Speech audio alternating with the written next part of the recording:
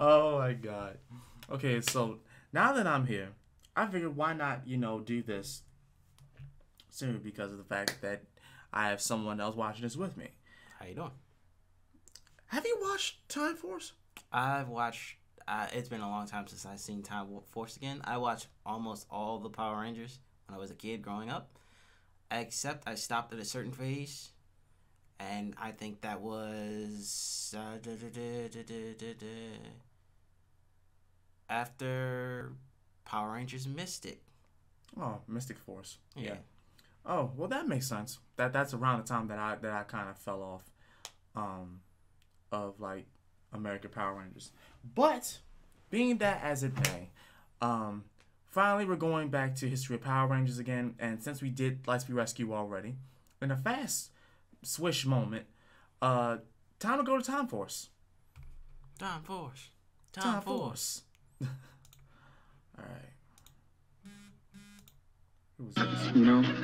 I hope that the people who open this time capsule in the future live in a peaceful and friendly world. With no hatred. No prejudice. No crime. And no wars. Think it'll ever happen? Nope.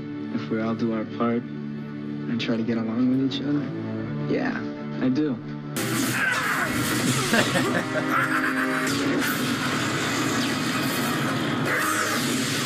I remember when Time Force first came out, I was excited. I was dead ass excited.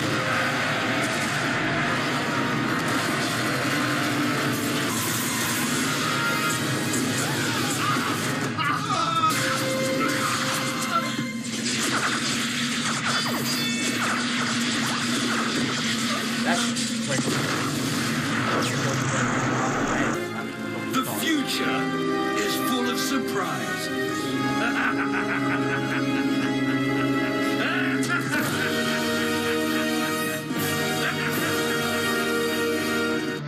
You just gotta hope for the best. Welcome, dear viewers, to Power Rangers Time Force. Every criminal. Hold on. 1,000 years in the future, peace and justice reign. Thanks to the brave legion of the Time Force Police, the streets have been cleared of every criminal. Every criminal except one, that is. The criminal, Rancic, attempts to construct a time machine when he's confronted by a Red Ranger, a member of the Time Force. Right. The two fight, and we get to see right away that Rancic is a formidable fighter. However, the Red Ranger, Alex, emerges triumphant, and Rancic is placed on trial, a mysterious pink-haired woman smiling at him. Alex proposes to the pink Time Force Ranger named Jennifer. Well, I'm sure no heartbreak or tragedy will come out of this. Rancic is found guilty and sentenced to be cryogenically frozen for the rest of his life. On the way to the prison, the pink-haired woman stops them and attacks the team, suddenly becoming a human ice cream cone named Nadira, who is actually his daughter. Rancic's people manage to knock over his transport and free him. The four contact their superior officer, Captain Logan. Rancic escaped. Do you realize how long it took us to capture him? But, sir... No excuses! It was your responsibility, and you failed. You're all officially relieved of your duties.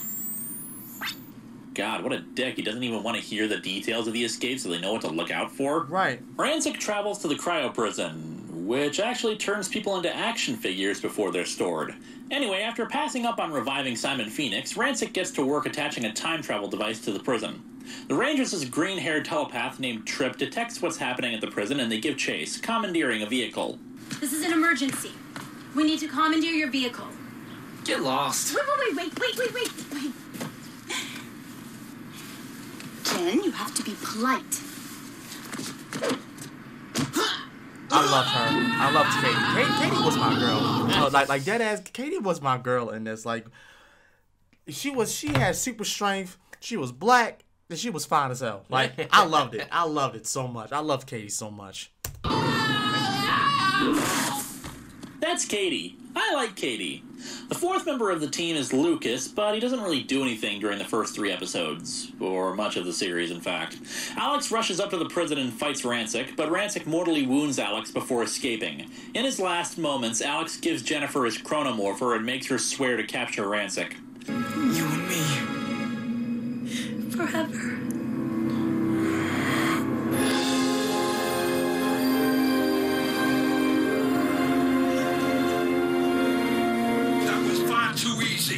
Rancic vanishes into the time stream, and the Rangers commandeer a time ship to go back and find him.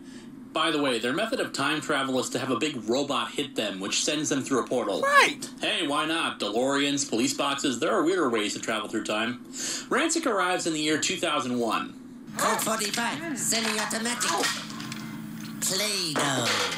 This is probably a good time to talk about the theme song. I've got to say, at first I wasn't fond of it, but it grew on me really fast. Same I think here. my initial problem with it is that it sounded a bit atonal. But once you get to the instrumentals and the timeless wonders bit, it really starts to rock.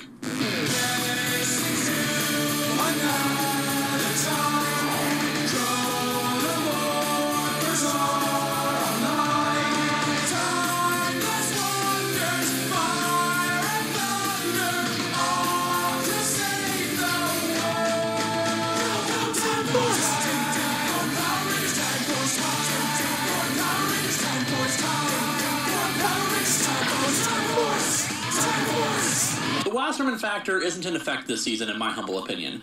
The fight music, while not the same fast-paced rock music of the initial seasons, has its own unique flavor to it and really seems to fit the mood of the season, both in its fights and its more emotional moments. Kudos to the music team. Oh, and I should also mention that the team has traveled with their robot buddy Circuit, an owl who will be the alpha of the season.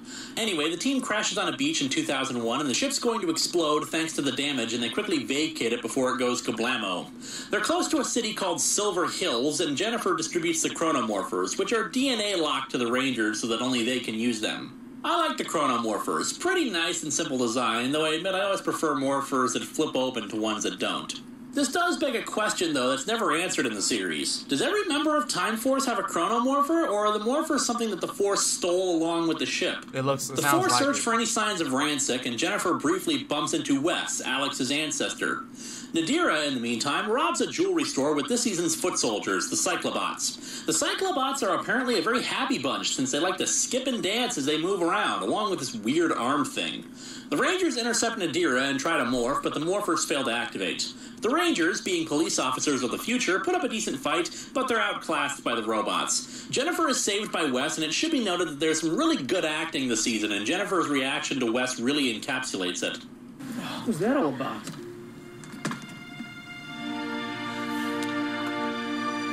Yeah, she was like, oh shit. I was like that too. I was What's like, the oh, matter? no. You look like you just seen a ghost.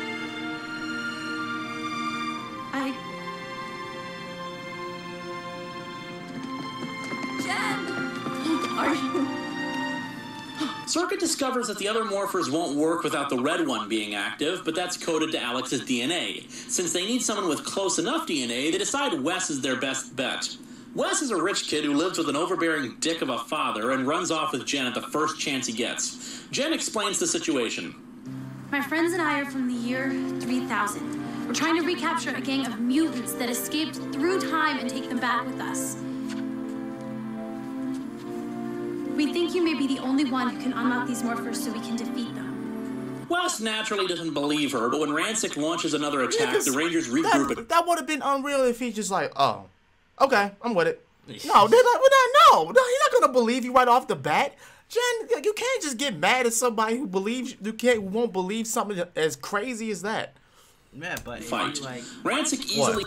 if you like a comic book reader, all that, first thing they gotta think is like, okay, I'm down with it.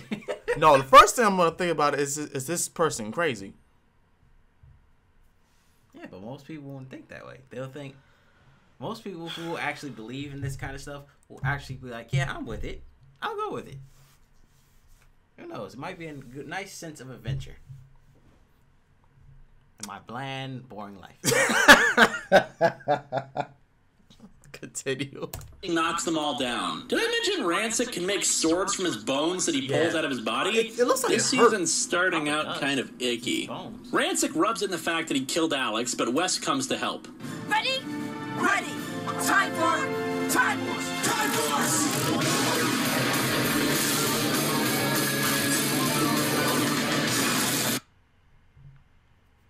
Oh, jeez. Give it a minute. This usually happens in our internet.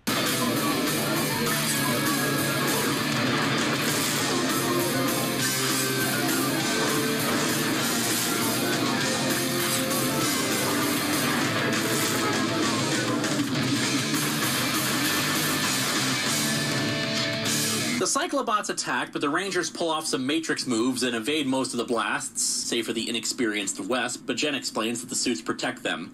Rancic and his forces withdraw for the time being. Jennifer takes away Wes's morpher since they only needed his help to unlock the morphers and they go their separate ways. Following the Force from the Future two-parter, we learn that Rancic is suffering from a condition that seems to be mutating more deformed areas of his body. The other Rangers search through the wreckage of the ship for supplies and receive a transmission from Captain Logan. He's stopped being a douche and informs them that with the time ship destroyed, the group isn't going to receive any backup, though they will be able to send weapons back to them. Huh, if they only have one time ship, why the hell are the police forces of the future called Time Force? That's what I'm saying. Wes, spotting Nadira and the Cyclobots robbing a bank, which makes a little more sense than Divatox's efforts, since at least Rancic's forces are from Earth. The Rangers save him and drag him off, berating him for treating their situation like a game. Trip is actually on board with the idea of making him the Red Ranger, but since Jen is the one in charge, they follow her lead. Trip later goes to see Wes in private and explains to him about Alex. Wes meets up with the other Rangers and pleads with her to let him help the group while Rancic reanimates one of the criminal monsters. Detecting trouble, the Rangers head out to fight it, Jen offering Wes one more chance. The Rangers use their supersonic jet to head to the fight, which I don't believe they use very often on the show.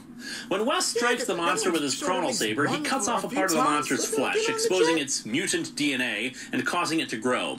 Once again, Power Rangers shows the most bizarre science imaginable, but hey, I don't see Rancic tossing a magic wand to make his monsters grow either. Circuit contacts Captain Logan, and they send the Time Force Megazord out to them. This Megazord is made up of 5 jets, and they control it with, their swords. So in the future, we've abandoned the idea of buttons in favor of swords. Oh, and by the way, this look familiar?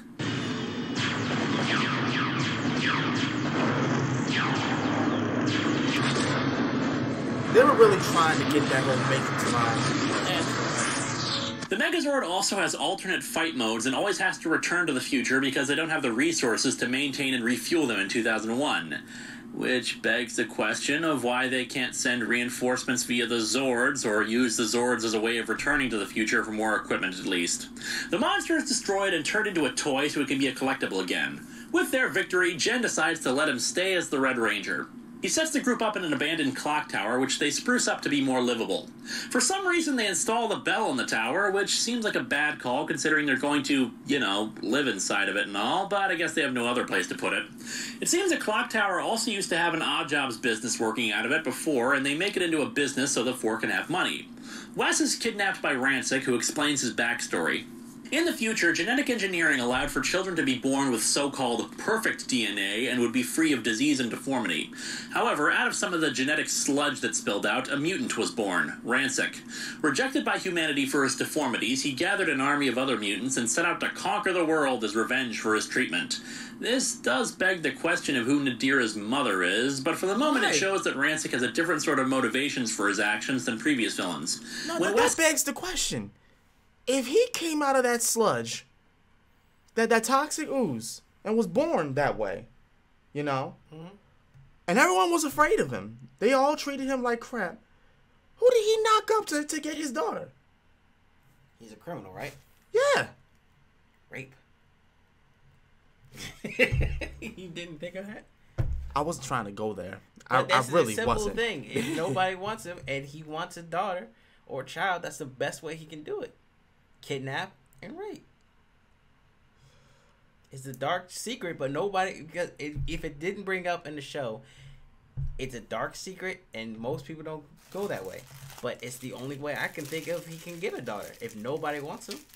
Fuck. And if their so-called true love actually exists, he probably did meet somebody, had a daughter, but then the Time Force or whoever killed her in some freak accident. Jesus, that took a dark turn fast. I was like, that took a dark turn fast. Hey, I look at all the options, the good and the bad. Right. It's two halves of the same whole. Oh, you are right about that.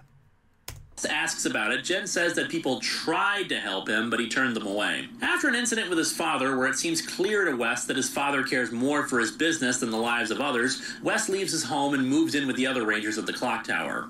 Secretly, during an episode where Jen attempts to get her revenge on Rancic for killing Alex, we see Frax, Rancic's robotic scientific advisor, swear that one day robots won't be so oppressed. For the next few episodes, it's Frax's machinations for unleashing monsters and robots, but then the subplot seems to be mysteriously dropped for the moment. Meanwhile, Wes's father constructs a Zord, Rame, to be used to defend Silver Hills and the world at large. Rame is a big friggin' tank that gets blasted pretty quickly. But I like how we see people trying to find new ways to fight the monsters when the Rangers are unable. Meanwhile, in the future, a mysterious person tests a new Zord, the Time Shadow, and sends it back to the past, fighting a lengthy and intensive battle against the giant robot Frax had constructed and destroying it. However, the Rangers are unsure of who could have sent the Time Shadow to help them. However, during the next episode, Circuit's historical database indicates no record of the Rame tank, and the Rangers realize that Rancic's presence has altered history, meaning that the world they eventually return to may not be the one they left. And of course, like great Megazords that have come before them, because of the fact that at the time, Monsters wasn't there. Yeah, right. So when Rancic came in, it changed history. Like they said, because of the fact that there was no purpose to have something like that. Yeah, but now they realize the future. Now they realize that the monsters like that it actually exists. Power Rangers started to come out for real. They started a squad of where they can deal with the monsters, but then they made their own squad to like Power Rangers. So Time Force. But if you think about it, monsters as a whole in Power Rangers have been existing since the beginning. Yeah, but most periods of time or other worlds, like True. there's like multiple different worlds of Power Rangers existing. Plus, it's been rumored that after Zordon died and Andros had slashed his tube, a wave of good energy. Of power, just like did something to the morphing grid and it divided everything into different universes. Yeah, so it's basically straight path branches off. It's been rumored that it's not technically canon, but it's been rumored that because for some instances some things doesn't add up, even though they do crossovers. Yeah, crossovers or basically most of the crossovers that have been shown are actually Power Rangers who are either come from a different time zone. Time, or they actually are in the same zone, same timeline, but one Rangers are either still working or retired. One group of Rangers retired or still working. Right. Yeah, that's food for thought. Force and Time Shadow Megazords can be merged to create the Shadow Force Megazord. However, the story of the season made its first major advance in Worlds Apart. Wes's father introduces his own fighting force to combat Rancic, the Silver Guardians. One of their members, Eric, is an old prep school associate of Wes. Wes is especially pissed about the Silver Guardians, seeing them as just another part of his father's greed. You heard the report. The Silver Guardians only protect people who can pay for it. I used to look up to that man. Want to be just like him. But now I realize all he really cares about is money. All his big plans for me. Even I became just another business venture. Wes tells them some more about Eric, who always seemed like he had something to prove and saw prep school as just a bunch of lazy rich kids wasting their time. During a monster attack, the Silver Guardians and the Rangers are deployed to the same area. While the Guardians easily walk through the Cyclobots, the monster they're fighting is from the X-Vault, where all the most dangerous criminals in the prison were kept. Frax has gotten a hold of the X-Vault and is privately using them for his own means. After the Guardians fail to stop the monster, Wes takes a blast for the Guardians, both his father and Eric seeing that it's him behind the cracked visor. But how did it get there? I thought they transported the whole jail. What Time Force period? No. Rancic transported the whole jail, didn't he? If he did, I'm not sure. Hold on. Because it was in the first part when he was traveling. Hold on. He transferred the whole entire jail. During a monster attack, the Silver Guardians and the Rangers are deployed to the same area. While the Guardians easily walk through the Cyclobots, the monster they're fighting is from the X-Vault, where all the most dangerous criminals in the prison were kept. Frax has gotten a hold of the X-Vault and is privately using them for his own means. That's what I'm saying. How did he get a hold of it? How?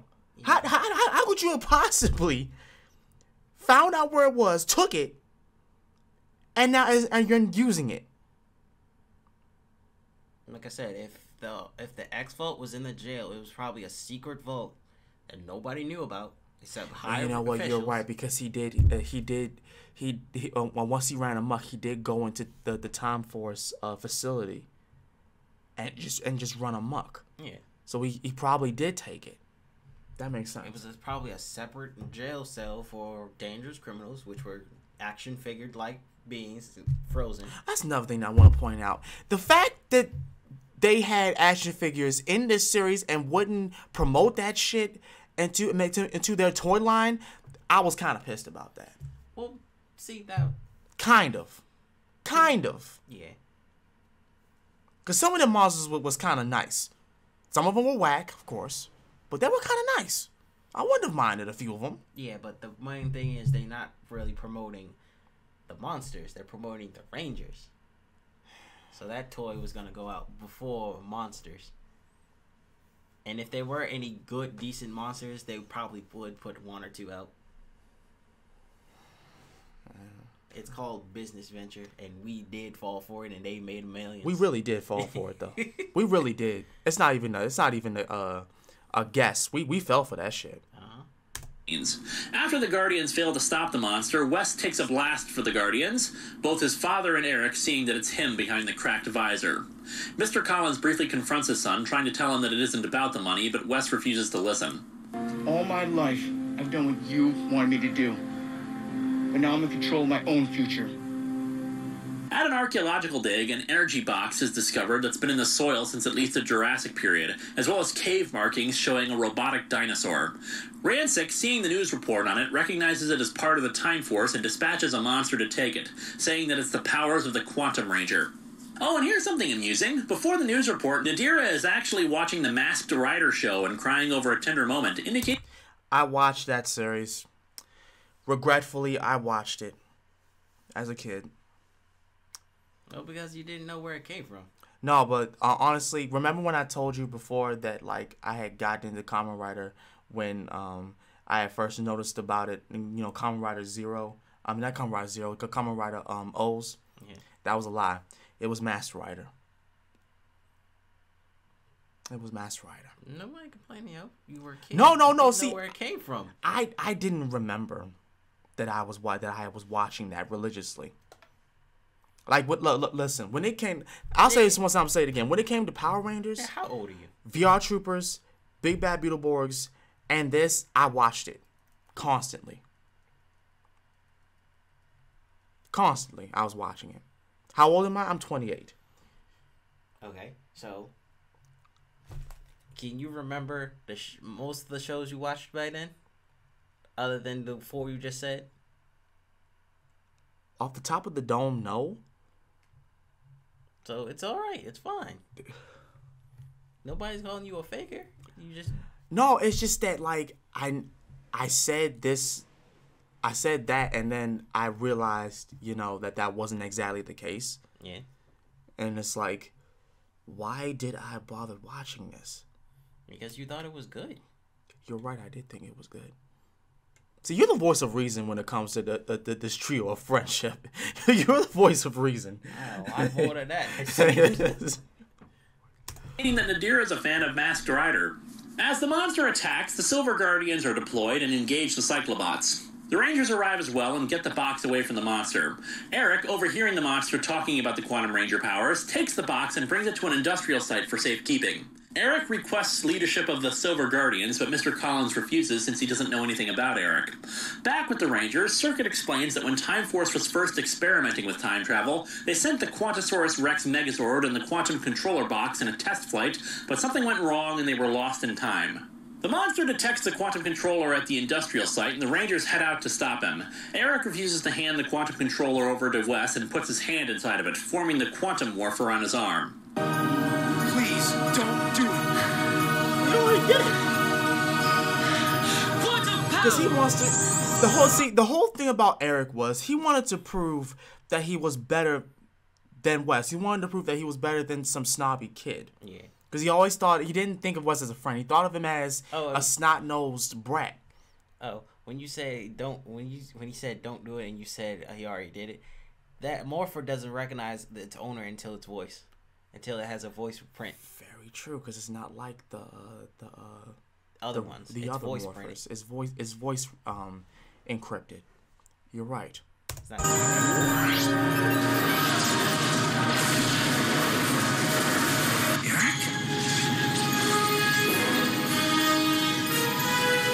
I ain't gonna lie, I didn't like Eric, but I love the Quantum Ranger. He was badass.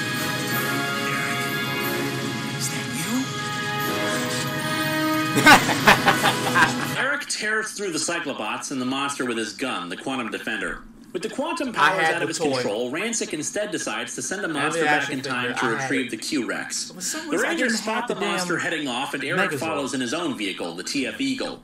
Wes leaps onto the Eagle as it travels into the past. The two get separated after an encounter with a dinosaur, Wes going over a cliff and Eric happening upon the cave where the quantum controller was kept. He realizes from the cave paintings that the Q-Rex is inside a volcano. Wes and the monster both come upon the Q-Rex, which is active and walking around. Also, no idea how the heck Wes survived the fall off a cliff, and there's no indication that he morphed or anything. The monster manages to get to the Q-Rex first as Wes and Eric fight, Eric refusing to let Wes go in after them. The monster sends the Q-Rex into the future as Eric takes off in pursuit of the Q-Rex, at first leaving Wes behind, but then goes back and saves him from the erupting volcano. The Q-Rex goes on a rampage, and the Time Force Megazord heads out to stop it, but even with the assistance of the Time Shadow, the Rangers are no match for the Q-Rex's firepower. However, the Q-Rex is damaged, so it withdraws to initiate self-repairs. Wes tries to convince Eric to give up the morpher to him, but Eric reveals that Mr. Collins is planning to hire the other Time Force Rangers. After all, they're only here to stop Rancic, right? And with Collins' money and technology, that have everything they need to stop him. While Collins goes to the clock tower, Wes and Eric fight for the quantum morpher, but are interrupted by the return of the Q-Rex. The other Rangers arrive, revealing that they rejected Mr. Collins' offer. Eric, worried about the Rangers' safety, distracts the Q-Rex and destroys the control device, taking control of it himself.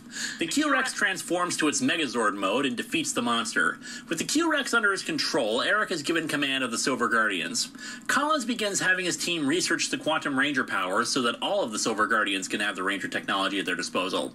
There are a number of filler episodes where Eric appears but doesn't really do much, but we do see the shades of a good man behind his brash, angry personality. When Tripp scans him telepathically, he does see that he's a decent person, but he's lonely. In the following episode, Jen and Eric finally talk. What's your problem? We're not your enemies. You're not my friends either.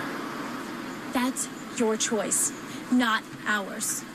Maybe if you lose that attitude, you'd get to know us a little better. But I doubt that'll happen. I know more about you than you think. I know that you and your friends aren't even from here. Do me one favor. Don't tell anyone that we're from the future, especially Mr. Collins. It could ruin everything we're working for. I'm not making any promises. While their talk doesn't really go well, Eric does decide to not reveal to Mr. Collins that the Rangers are from the future. During the preceding fight, the mysterious person in the future engages the Mega Battle for the quantum powers, essentially a battleizer mode. Behold, Rangers on rollerblades! There's a two-part filler episode that I'm sure people want me to talk about, Movie Madness. I think it's because Rancic, played by Vernon Wells, dresses up in Mad Max gear briefly, because Vernon Wells was also in Mad Max. He was also Bennett in Commando. However, I don't really care much for the two-parter. It's just harmless fun. There are amusing bits, and I thought the movie preferences might reveal more about the characters, but frankly, the only ones that seem to make sense are Jen's love of kung fu movies and Wes's love of westerns. The rest are pretty superfluous, especially the odd choice of Katie in romantic musicals, or at least really bad musicals, given the one she's put in. There is no sweet brighter rose than you. No sky that matches your eyes so blue. This is such a strange way to meet. I mean, it's Power Rangers. You can't really be that harsh. In an episode called Time Force Traitor, we learned that Jen's first partner used to be a mutant named Steelix. Steelix was bribed by Ransik and other criminals to reveal classified Time Force files before Jen found out and he's sworn revenge. However, while it serves mostly as filler, the most interesting thing we learn is that the mysterious man who sent the Time Shadow to the Rangers is, in fact, Captain Logan Superior. We still don't know who he is or if Logan knew that it was him who sent the Time Shadow, but it does raise several questions. At the end of the episode, the mysterious man finally speaks. There's something else. Yes? I'm afraid the future is shifting. It may be time for me to get involved. It took about 15 episodes, but we finally resume Frax's own efforts to overthrow Ransik and destroy the Rangers. Frax heads into the X-Vault and retrieves a mutant who starts infecting people with the mutation that's affecting Ransik, Venomark. What's wrong, Daddy? He's just another mutant. Wrong. Venomark and I have a long history. This is my favorite episode because it really talks about the depths of Ransik's mind and what he's been through and how he views the world and humans. Venomark attacked me one dark, rainy night. The pain from his bite was so immense I couldn't even cry out for help. As his venom rushed through my veins, my flesh began boiling and mutating right before my eyes. It surely would have been the end of me had not a most foolish and naive doctor stopped to help me. The doctor, Louis Ferrix, is also the inventor of the Cyclobots and takes Ransik back to his lab. However, because of Ransik's mutated DNA, he's going to need to take the serum for the rest of his life. Why would you, a human, help me, a mutant? Humans, mutants, robots, it makes no difference to me. I just live here peacefully, building my mechanical friends.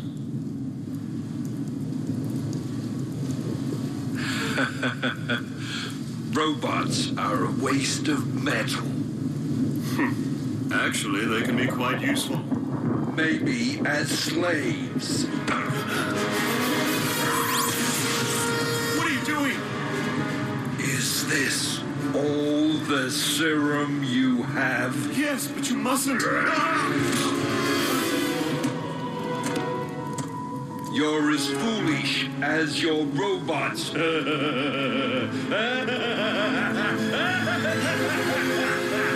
that was the last I ever saw of Dr. Ferrix. Venomark is extremely fast and is able to bite all of the Rangers except Wes, who is saved by Ransik. Yeah. Ransik engages Venomark and corners him, but the mutations start up again before he can finish the job. Wes retrieves part of the serum that Ransik spilled and brings it to his father for mass production. His father, of course, sees it as a money-making opportunity, but produces more than enough of the serum, and Wes takes him back to heal the other Rangers. We also get to see some more good bits from Eric, who helps an old lady who's infected with the bite. After a Zord battle, Venomark is defeated. Back at Ransik's base, he enters his office to discover all of the vials of serum but one have been destroyed by Frax. Frax reveals that he's what remains of Dr. Ferrix. We're both on the same side. Humans! Humans are our enemies! Humans are your This was so enemies. justified, too. You thought you destroyed me when you destroyed my laboratory. Well, you almost did, but I survived.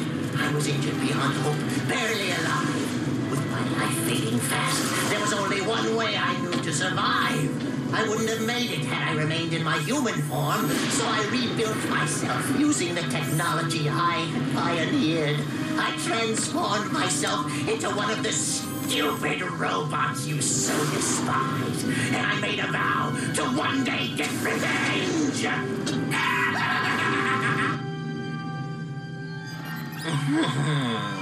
I've waited a long time for this day. I showed you kindness, and you showed me hatred. Well, today, the doctor is going to give you some of your own medicine.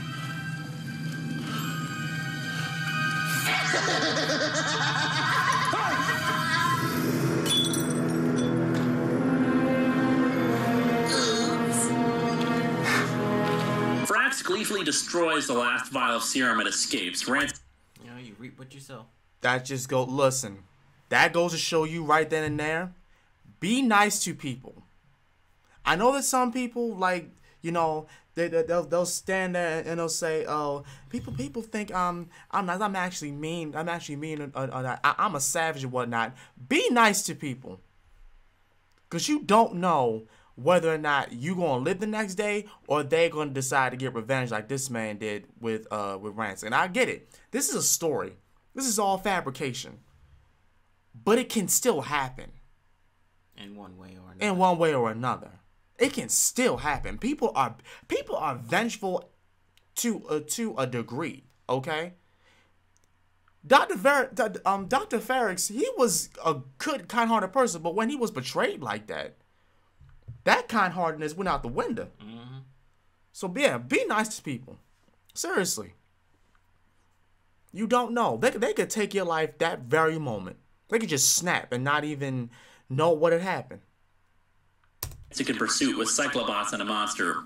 Of course, the Cyclobots have no desire to find him, and surprisingly, the future guy is watching them. Meanwhile, the changes in the timeline are starting to pile up, particularly the fact that the serum wasn't supposed to be invented for another 200 years.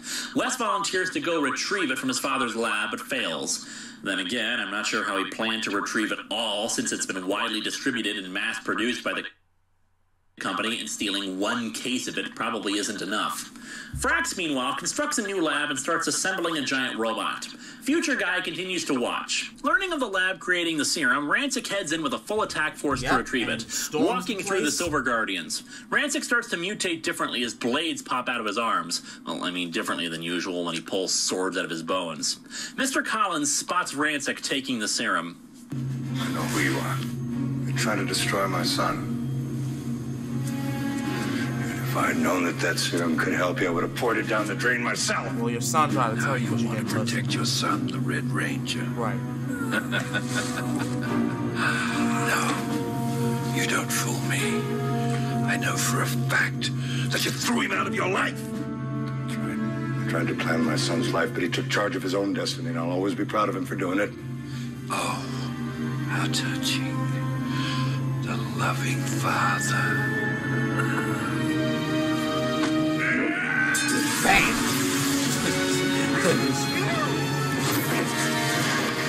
God damn. Rancic gets away as Mr. Collins is taken to the hospital, Eric accompanying the ambulance. Back in the future, Future Guy grabs a Time Force uniform and heads into the past. And much to the shock and amazement of the Rangers... History's already shifted. And I'm here to set it back on track.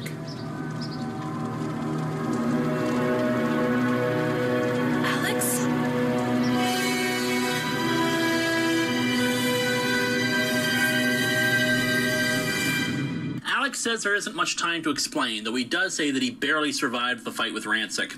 He leads the team to a time ship while Mr. Collins is operated on in the emergency room. Alex decides that the first order of business is to be a jerk. Right, is to be a dick. Your actions here have caused history to be altered. And now these shifts are beginning to affect the future. How has the future been changed? I can't tell you. Why not? He tells them about Frax and then says he's taking over as the Red Ranger. What's more, Wes's destiny is to take over his father's company. Wes's destiny is to take over his father's company, Biolab. Well, maybe it was, but the future isn't written in stone. We each make our own destiny. Wrong. Everything you've done up till now, I've allowed to happen. I've tried to keep history from being altered. But Frax's robot is too powerful. I had to come in person. You'll fulfill your destiny and take over Biolab. Because your father will die tomorrow. Eric calls Wes and tells him about his father. Wes reluctantly surrenders the Red Ranger morpher and heads out to be with his father. Alex orders the Rangers back into their Time Force uniforms and berates them for wasting their time. Jen wants to know what's going on, but he says he needs to put aside his feelings for the moment since their mission is more important, but doesn't explain why he didn't tell Jen he was still alive.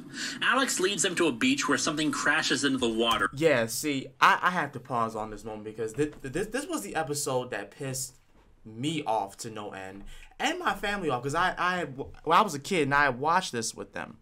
One, if you were alive that whole time, why didn't you say anything to Jen? There was all kinds of ways you could have kept in contact with her.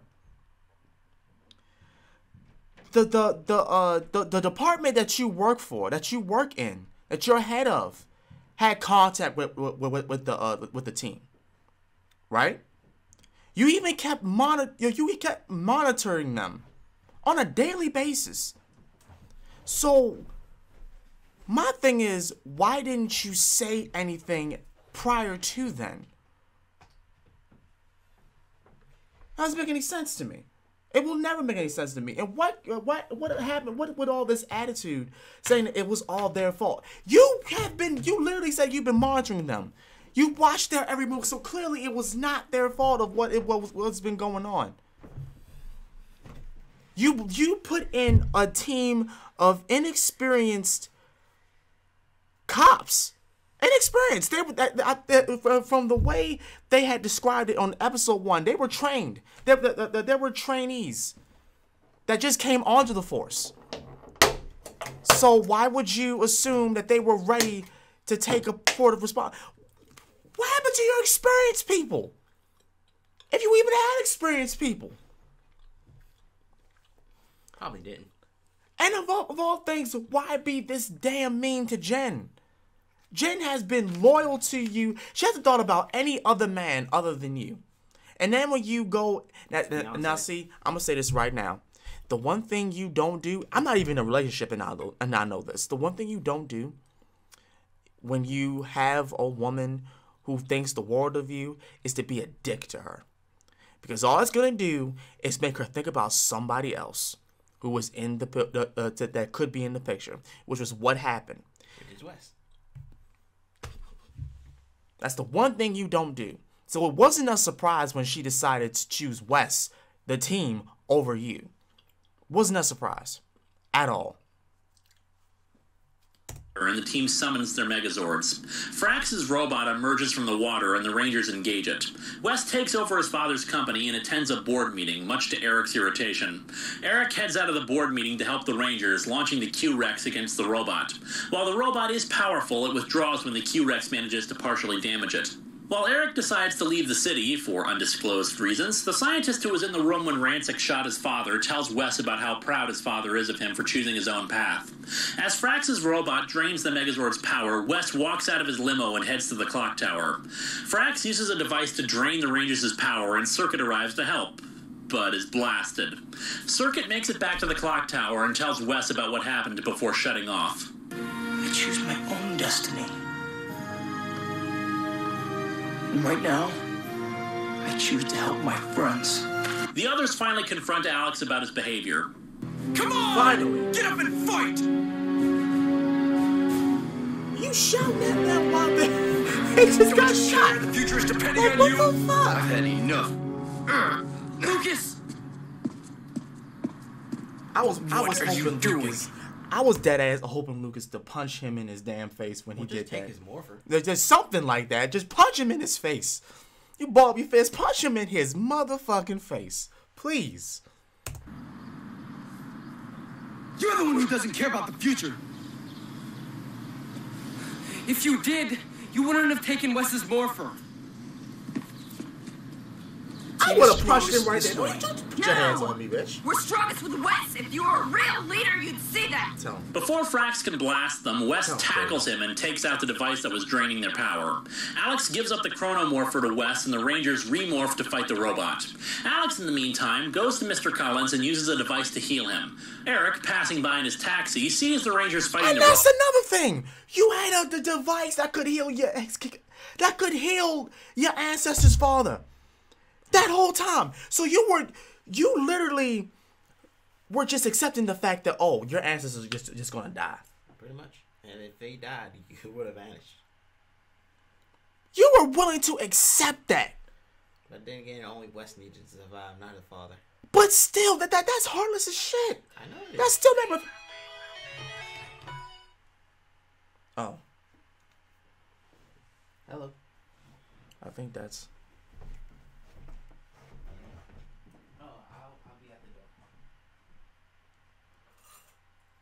But still, that's heartless as shit. That really is heartless. I'm gonna stop this recording. Hold on, y'all. Okay. But yeah, that was just dumb. That was actually dumb. Like you were ready to just let a part of your family, y'all still are family, just die like that. Pretty much. Knowing you had the cure. Or something to help. Robot and runs to join them. The Rangers successfully defeat the robot, and Wes runs off to see his dad, Eric giving him a ride back to the hospital. With Mr. Collins recovered, the two talk for a bit. I heard you took my place at the company while I was away. Yeah, I did, but... Listen, I can't tell you how much that meant to me, but son, I don't want you to be a businessman for my sake. For once, listen to your father. Your place is with the Rangers. Alex decides to depart, apologizing for being a douche nozzle. This still begs the question of why, if they have a functioning time ship, they don't send reinforcements and equipment to help them, but hey, everyone parts on good terms, I guess. Because of what you said, they didn't have reinforcements. They didn't have it. They didn't have it. They didn't have other Rangers of other teams of other colors. They didn't have they didn't have a stronger task force. Nope. That was literally what they had.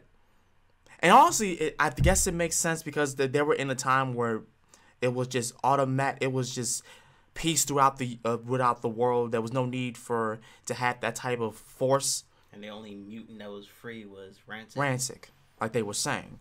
So yeah, who needs like an overrun task force when there's peace already? Mistake number one. Yes. In a filler episode right afterwards, Jen admits something to herself. I used to dream that one day that would be Alex and me, but now I'm not so sure. Alex has changed so much, but so have I. Nowadays, Alex isn't in my heart the way he used to be. Yeah, I've been leaving it out, but essentially there's been some relationship building between Jen and Wes, who's equally interested in her. With Alex back in the future, he sends new toys for kids to buy, including the Stratocycle. I never bought Following that filler, there's another filler involving a time-traveling Black Knight. Its significance is that he holds a mystic box that Wes is able to open and claim its power, becoming the Red Battle Warrior. Yep, it's Wes's Battleizer, and for the first time, it doesn't look silly. Well, except for the little flame wings in the back, but otherwise it's knight armor on top of the ranger suit. Following the filler, the next episode begins with a hand crawling out of the grave. And who should it be but Vipra? Last I remember, she was absorbed into Banshira, not buried, but hey, she is a demon. Hey, maybe in the intervening time someone taught her how to act. The time has come for revenge. Well, sometimes you work with what you got. Actually, to be perfectly honest, her acting is much improved, aside from a few moments, and the makeup is especially good, adding new demonic contact lenses. Vipra makes her way to the Silver Hills Museum and tries to retrieve a crystal from the glass.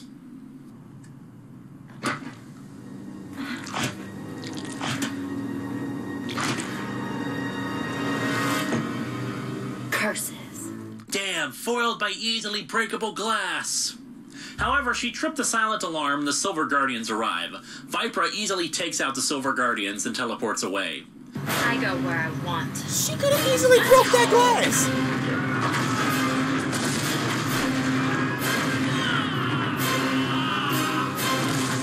Vipra travels to Rancic and asks him to retrieve the solar amulet from the museum.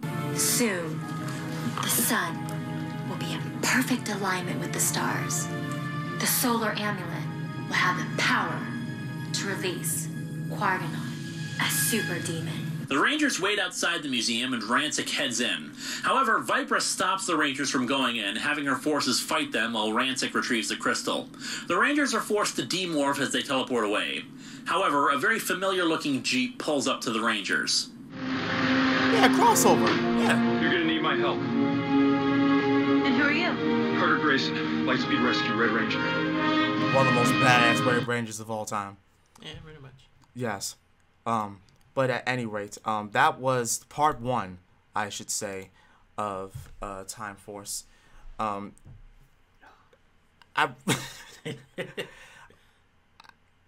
couldn't help but hear when she said super demon. Is there such a thing as a super demon? Yeah, there's different ranks of demonic presence. But they don't call it super demon. They call it something else. All right. Well, let me know what y'all think down below about this first part of Time Force. Case in mind, part 1 of all this. Be nice to people. Don't be a dick to your girlfriend. Or else that's going to happen. She's going to think about somebody else. And I guess don't do crime, I guess. Either that or don't do crime to people who don't deserve it. Anyway, this has been Master Sakurai and this upraising... Jonathan. Yeah, him. I'll see you guys next time. Peace.